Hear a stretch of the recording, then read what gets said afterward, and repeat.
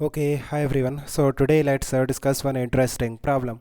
So it says a solid is completely immersed in a liquid. The force exerted by the liquid on the solid will. Fine. So आप देखो इस तरह से हमारे पास एक liquid है एंड इस लिक्विड के अंदर हमारे पास एक सॉलिड है जो कि completely immersed है इस लिक्विड में.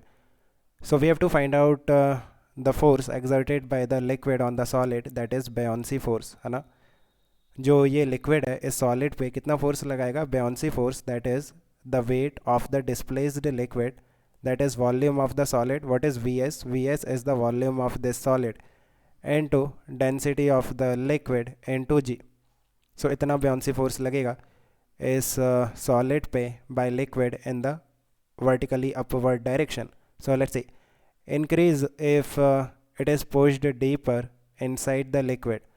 सो अगर हम इस सॉलिड को फर्दर किसी डेप्थ पे ले जाते हैं, लाइक इसका जो डेप्थ है फ्री सरफेस से अगर इंक्रीज होता है, देन क्या जो वॉल्यूम ऑफ सॉलिड है चेंज होगा? ये चेंज नहीं होगा. क्या acceleration due to gravity change होगा? ये भी चेंज नहीं होगा. क्या डेंसिटी ऑफ लिक्विड चेंज होगा? नहीं होगा if this liquid is incompressible, है ना. अगर ये जो लिक्विड है ये कंप्रेसिबल होगा देन डेप्थ के साथ जो डेंसिटी ऑफ लिक्विड है वो इंक्रीज होगा. देन उस केस में जो ब्योंसी फोर्स है वो भी इंक्रीज होगा डेप्थ के साथ. But for the time being you have to assume that the liquid is incompressible because nothing is mentioned in the question. So इस केस में जो ऑप्शन ए है दैट विल बी रॉन्ग, है ना. It will be constant, जो ब्योंसी force है वो constant होगा.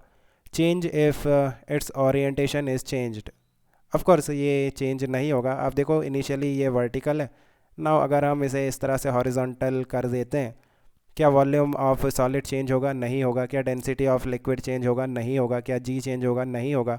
So we can say ब्योंसी force भी चेंज नहीं होगा. Option b is also wrong.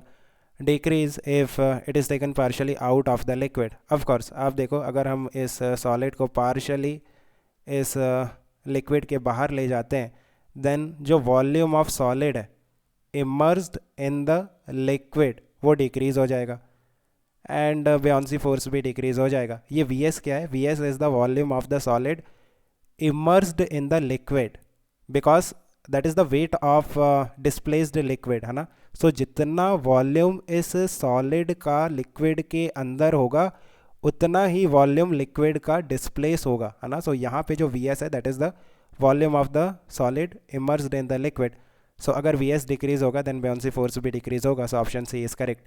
B in the vertically upward direction, of course जो बेयोंसी फोर्स है that is always vertically upward.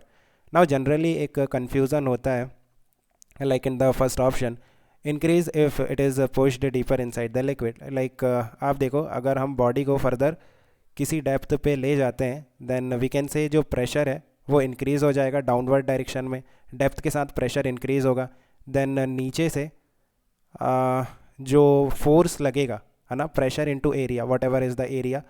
सो ये जो फोर्स है ये इंक्रीज़ हो जाता है.